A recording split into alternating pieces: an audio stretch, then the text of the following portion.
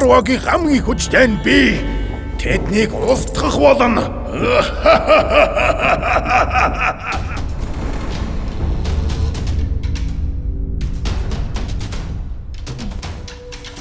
Хамаг ангөрөөс юм хайр нэргүй ядчээ.